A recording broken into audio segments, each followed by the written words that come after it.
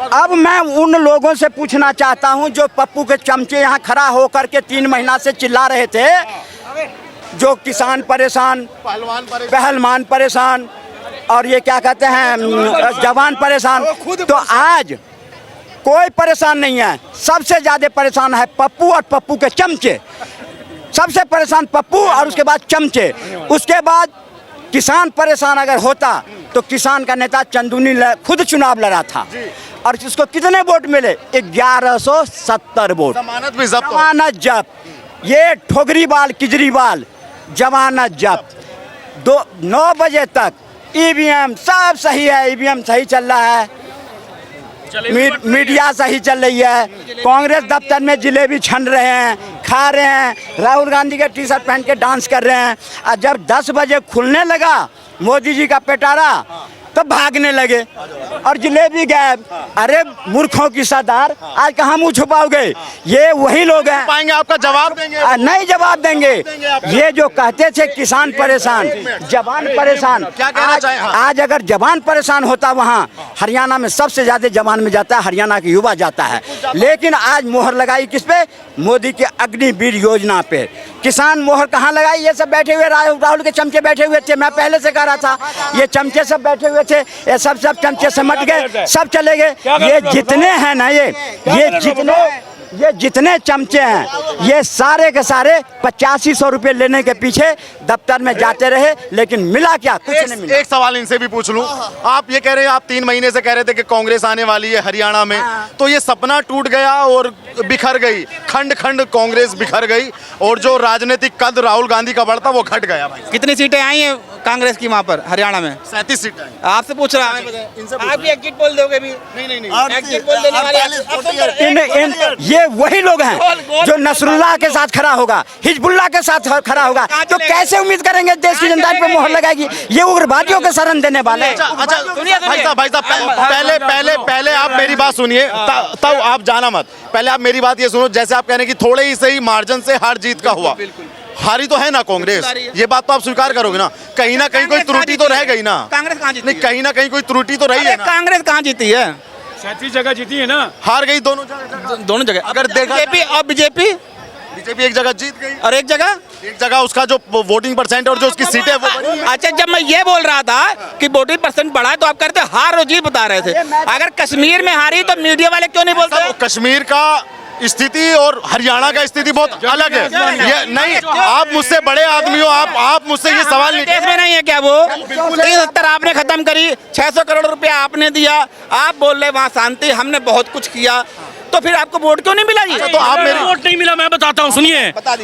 ये 1947 के बाद में जब तक 370 थी ना, 14,000 करोड़ का इन्वेस्टमेंट आया था सिर्फ, और 370 हटने के बाद 84,000 करोड़ का इन्वेस्टमेंट आया। 1320 पत्थरबाज पे हर साल केस रजिस्टर्ड होते थे, अब 0 होते हैं, समझे? वहाँ के सुनिए वहाँ के जिहादी मानसिकता के लोग हैं जो मोदी जी कहते हैं ना कि सबका साथ सबका विकास, सबका साथ सबका विकास अब नहीं होना चाहिए।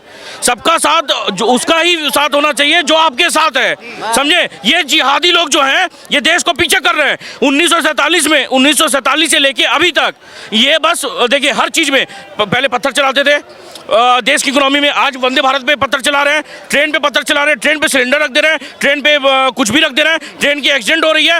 एक्चुअल में क्या ना, चाइना अगर आप चले जाइए ना, चाइना में वहाँ पे सीधा है लोग। नहीं सुनिए सर, सुनिए, चाइना में लोग सीधा है, वहाँ पे टोपी पहनना अलाउ नहीं है। वहाँ सुनिए, भाई की बात हम तो कर रहे हैं, तुम्हारी बात तो हम भी कर रहे हैं कि 47 के बाद सबसे ज्यादा अगर किसी सरकार ने सहूलियत दी है तो बीजेपी ने दी है, और बीजेपी को तब भी वोट नहीं मिला।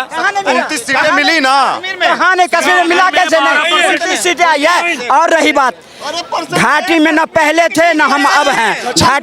घाटी में जो चलता है 36% सबसे ज्यादा। कितना खड़ा किया था बीजेपी ने? 0 है। कैंडिडेट कितने? अरे कश्मीर 17 कैंडिडेट भी नहीं खड़ा किए कश्मीर में, श्रीनगर में। ये देखिए, ये पढ़े लिखे अंकल, सुनिए, ये पढ़े लिखे हैं। देखिए, मैं परसेंटेज बता रहा हूँ, 25%, सारे 25% बीजेपी का वोट शेयर है, और देखिए नेशनल कॉन्फ्रेंस 23%।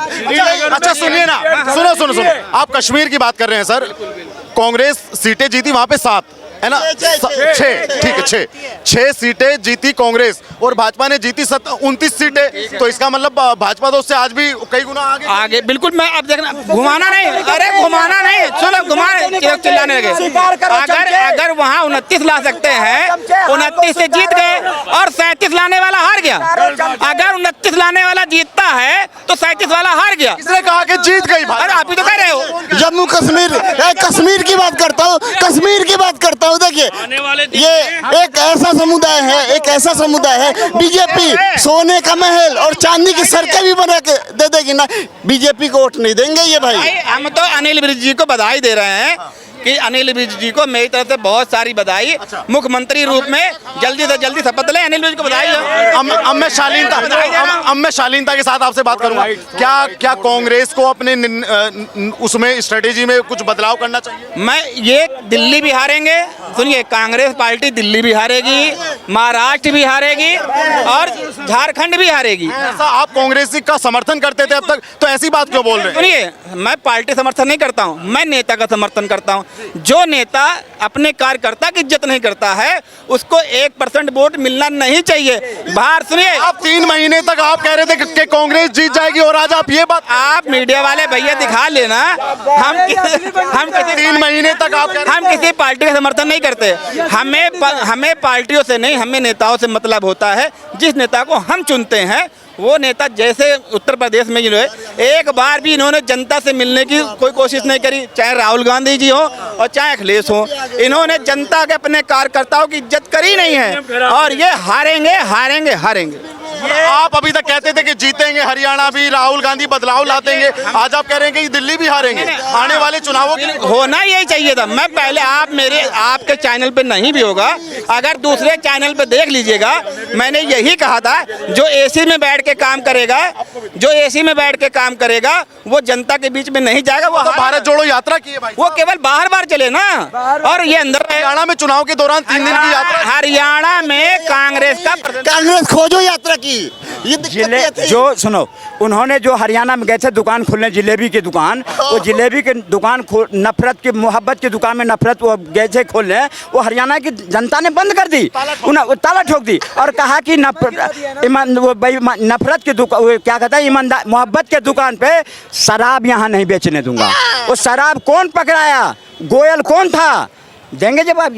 ये ऊपर ऊपर चलते हैं। जब अरे सुनो, अपनी हार को स्वीकार करना सीखो, अपनी हार को स्वीकारो। हम नहीं उछले, जब ईवीएम दे रहा था तब भी हम कहते हैं, हम हाथ जोड़ के प्रणाम करते हैं ईवीएम को। हम अपना जनादेश को स्वीकार कर, हार को स्वीकार करना। ये कांग्रेस हार स्वीकार नहीं करती। ईवीएम अपने कार्यकर्ता को मनोबल बढ़ाने के लिए सरकारी तंत्र पर ठिकरे फोड़ता है। ऐसे कांग्रेस को देश की जनता निकाल के फेंक दिया। आज उनके समर्थक ये भी हमारे सुर में सुर मिला रहे हैं और आने वाला टाइम में जितने चमचे हैं सब बदलेंगे और मोदी जी के साथ, नेशन फर्स्ट के साथ, मोदी जी के साथ जुड़ेंगे। इन सब अच्छा, मेरा पहले है मोदी जी। मेरा आपसे पहले एक सवाल है। आप कह रहे हैं कि राहुल गांधी ने, देखो आज क्या बोला, आज वो बोले हैं कि कश्मीर में संविधान की जीत हुई है और हरियाणा में हम विश्लेषण कर रहे हैं उस पे, अपने चुनाव पे। तो मतलब वहाँ पे संविधान की जीत है और यहाँ पे उन्हें भरोसा नहीं है। मतलब ये दोहरा चरित्र तो बढ़िया नहीं। कल माननीय प्रधानमंत्री ने 1 घंटे भाषण दिया और हरियाणा वाले, सुनिए, हरियाणा वाले को बधाई दी। अरे सुन तो लीजिए, आपको लोग की मिर्ची लगने लगती यार।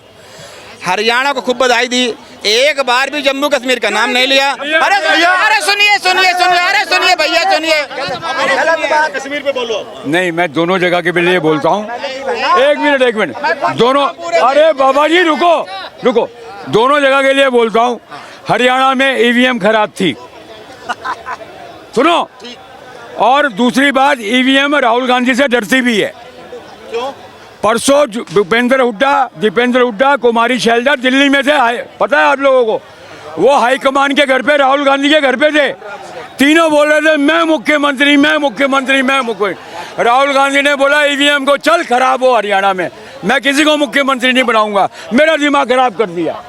आप अपनी ही पार्टी की महिला नेत्री, दलित बड़ी नेत्री शैलजा कुमारी को गालियां बकवाओगे, माँ बहन की गद्दी जाति सूचक शब्द बुलवाओगे और आप कहोगे आपकी सरकार बन जाए। वोटिंग से 3 दिन पहले एक आपकी बूथ कार्यकर्ता के, आप ही का कार्यकर्ता ब्रेस्ट पर हाथ लगाने जाता है और उस पर कोई एक्शन नहीं लिया जाता है। आप सोचते हो ऐसे आप चुनाव जीत जाओगे महिलाओं का अपमान करके? दूसरी एक और बात बता दूं सर, वो हरियाणा है, हरियाणा में कुरुक्षेत्र है, कुरुक्षेत्र में विश्व का सबसे बड़ा युद्ध हुआ था, महाभारत, और वो युद्ध धर्म और अधर्म के बीच था। तो धर्म कभी हार ही नहीं सकता, इसलिए जीते हैं। समझिए इस बात को, इनको ये समझ में नहीं आ रहा है, अधर्म कभी नहीं जीतेगा धर्म के ऊपर, ये इनको समझना पड़ेगा। और हरियाणा की जनता ने इनको कितने तमाचे मारे मैं बताता हूँ। पहला तमाचा, असली किसानों ने नकली किसान हरा दिए, असली किसानों ने नकली किसान हरा दिए, असली अग्निवीरों ने, देश के जवानों ने, ये अग्निवीर पे भी माहौल बना रहे थे, वहाँ के जवानों ने कोक में लात मारी इनके, नुको तुम भटका रहे हो, भड़का रहे हो, समझ गए? तो इनका वो भी एजेंडा फेल हो गया। फिर इन्होंने जातियों में बांटने की कोशिश करी, लेकिन इस बार सनातनी एक हो गए, सनातनी है। और क्यों कह रहा हूँ सनातनी एक हो गए? क्योंकि दूसरे पक्ष से वोट नहीं आई है। अगर दूसरे पक्ष से वोट आती तो मामन खान नहीं जीतता। मामन खान की रिकॉर्ड तोड़ जीत हुई, लाख वोटों से। सीधा सीधा ये जो चुनाव हुआ ना, धर्म आधारित था। कटोगे बटोगे ने भी बहुत काम किया। आपको लगता है कि योगी जी ने जो रैलियां की और वहाँ जो भाषण दिए कि कटोगे तो बटोगे, वो भी कहीं ना कहीं काम आया भाजपा? सर, योगी आदित्यनाथ अपने आप में एक ब्रांड है। जिस विधानसभा में उन्होंने रैली करी है, वहाँ से उसके प्रत्याशी को बम्पर वोट से जीत मिली है, बम्पर वोटों से। ठीक है, एक और आपको विशेष बात बताता हूँ, इस बात को समझने की बहुत ज़रूरत है। हरियाणा का व्यक्ति ये साबित कर गया आज कि नाराज तो हो सकता है लेकिन गद्दार नहीं हो सकता, समझ गए? हरियाणा ने ये साबित किया है कि भैया हम नाराज तो हो सकते हैं, हम गद्दार नहीं हो सकते। और इसी कारण से राष्ट्र हित में, राष्ट्र सर्वोपरि को रखकर हरियाणा ने वोट दिया। एक और कारण बताता हूँ, शैलजा कुमारी बता दिया, वो बता दिया, ये भी बता दिया। अब एक और अहम कारण बताता हूँ। आप दलित आरक्षण की बात करते हो, फिर आप आरक्षण में सिर्फ एक ही उसको रखना चाहते हो। हमारे वाल्मीकि भाई कहाँ जाएंगे? हमारे खटीक भाई कहाँ जाएंगे? हमारे धीमर भाई कहाँ जाएंगे? भाजपा ने उनकी भी सोची, तो एक तरफा वोट किसकी पड़ी? बीजेपी का पड़ा। बीजेपी को क्यों पड़ी एक तरफा वोट? क्योंकि तुम दलितों में भी कैटेगराइज करके सिर्फ एक को मलाई खिलाना चाह रहे थे, लेकिन भाजपा ने सबके बारे में सोचा, उस वाल्मीकि भाई के बारे में भी सोचा, उस खटीक भाई के बारे में भी सोचा, उस धीमर भाई के बारे में भी सोचा। और जब सबके बारे में सोचा तो सबने कहा हाँ भैया यही पार्टी है जो देश हित में, राष्ट्र हित में है, तो इसका साथ देंगे। और नहीं तो आपने देखा नहीं है क्या सर, कर्नाटक में सरकार बनने के बाद हनुमान चालीसा तक बैन करवाई नहीं पड़ी थी, हनुमान चालीसा बजाने पे भी लात घूसे पड़े थे। तो वो सब दौर आप भूल गए हो क्या? तो सीधी सी बात है, युद्ध था, ये चुनाव नहीं, एक युद्ध था धर्म और अधर्म के बीच में, धर्म की जीत हुई है, सीधी सी बात है। तो क्या कहना चाहेंगे, कांग्रेस जो अब विलाप कर रही है कि भाई हम विश्लेषण करेंगे, हम मीटिंग बैठाएंगे, उसमें मंथन करेंगे और जो भी गड़बड़ियाँ हुई हैं, वो खेड़ा जी भी कह रहे हैं कि बैटरी का परसेंटेज घटा बढ़ा, वो भी कुछ ऐसा कह रहे हैं। तो ईवीएम पे रोना क्या लोकतंत्र में लोकतंत्र की हत्या कर देना है? वैसे तो लोकतंत्र की हत्या कांग्रेस वाले बोलते हैं, लेकिन क्या ये भी एक लोकतंत्र की हत्या है कि नहीं? सर, सीधे सीधे जब आप अपनी संवैधानिक संस्थाओं पे भरोसा नहीं करते हो ना, तो आप लोकतंत्र की हत्या कर रहे हो। आप बाबा साहब अम्बेडकर, भीमराव अम्बेडकर के उस संविधान की हत्या कर देते हो जब आप अपनी संवैधानिक संस्थाओं पर भरोसा नहीं करते हो। और वो भी कैसे नहीं करते हो? आप जब आप जनता के जनादेश को स्वीकार नहीं करते हो तो आप लोकतंत्र की हत्या कर देते हो। आज अगर आप हरियाणा की जनता के उस पर शक कर रहे हो क्या, तो मैं बार बार एक ही बात तो बोल रहा हूँ, अगर ईवीएम में दोष है, मैं कांग्रेस के साथ सर धरना देने को तैयार हूँ, मैं बैठ के धरना दूंगा, हाय हाय करूंगा। और बताओ, लेकिन शर्त एक ही होगी, पहले कांग्रेस कर्नाटका से अपनी सरकार को बर्खास्त करे, हिमाचल से बर्खास्त करे, जम्मू कश्मीर में सरकार ना बनाए, ठीक है, दिल्ली से आम आदमी पार्टी जाए, और जितने भी जगह पर इनके सांसद विधायक हैं, अपने हर सांसद विधायक की सदस्यता को खारिज करे, और उसके बाद में बैठे कि हाँ भैया अब ईवीएम से चुनाव नहीं होंगे, और इस तरीके से आए, मैं धरना दूंगा इनके साथ। लेकिन ये नहीं करेंगे, क्योंकि इनको भी पता है कि ऐसी चीज़ संभव तो है नहीं। जब चुनाव आयोग ने खुला बोला था कि जिसके बस की हो वो आए, जितना बड़ा हैकर लाना है हैक करके दिखाओ, तब ये लोग नहीं आए। ये लोग वीवीपैट पर पता था क्यों करना चाहते हैं, ये गुंडे बदमाशों के लोग हैं। ये क्या करेंगे, जिस दिन वीवीपैट पे बैलेट पेपर से चुनाव होने लगेगा ना, ये बूथ कैप्चरिंग करा देंगे। चुनाव की वोटों की पेटियां जब जारी होंगी ना, गाड़ियां बीच में लुटवा देंगे, बंदूक के दम पर चुनाव करवाने लग जाएंगे। ये माहौल बिगाड़ना चाहते हैं साहब, इस बात को समझना बहुत जरूरी है, लेकिन इस चीज को हरियाणा की जनता समझी। अच्छा इंद्रेश भाई, मेरा एक सवाल आपसे ये है कि जैसे ही हरियाणा के परिणाम आए और काफ़ी चौंकाने वाले आए, क्योंकि भाजपा ने इसमें ऐसा प्रदर्शन किया कि तीसरी बार में सबसे बेहतर प्रदर्शन भाजपा का ये है, और एक रिकॉर्ड भाजपा ने बनाया कि तीसरी बार लगातार सरकार हरियाणा में बनाई, हरियाणा प्रदेश बनने के बाद। जब ये परिणाम आया तो उसके बाद हमने देखा कि हरियाणा से लेकर महाराष्ट्र तक की राजनीति एक्टिव हो गई, और उद्धव ठाकरे भी नसीहत दे रहे हैं कांग्रेस को कि अकेले तुम सक्षम नहीं हो, तुम गठबंधन में सक्षम हो। और अखिलेश यादव ने भी आज 7 सीटें बांट दी, हालांकि वो विषय हो रहा है, लेकिन इसमें क्या कहना चाहेंगे जो सब जगह की राजनीति एकदम प्रभावित हो गई है? मैं बताता हूं सर, आपको ध्यान से सुनिएगा। क्या इस दुनिया में दूसरे राम हो सकते हैं? नहीं हो सकते हैं। कृष्ण हो सकते हैं? सचिन तेंदुलकर हो सकते हैं? अमिताभ बच्चन हो सकते हैं? विराट कोहली हो सकते हैं? तो नरेंद्र दामोदर दास मोदी कैसे हो जाएंगे? नरेंद्र दामोदर दास मोदी उस अमिताभ बच्चन, उस सचिन तेंदुलकर की तरह ही राजनीति के सचिन तेंदुलकर हैं और राजनीति के अमिताभ बच्चन हैं, जिसको हरा पाना इन विपक्षियों के बस की नहीं है। समझिए इस बात को। दूसरी बात बता दूं आपको, चुनाव रणनीति से लड़ा जाता है, हवा हवाई में नहीं लड़ा जाता कि जो सैम पित्रोदा ने लिख कर दे दिया वो बोल दिया और हो गया।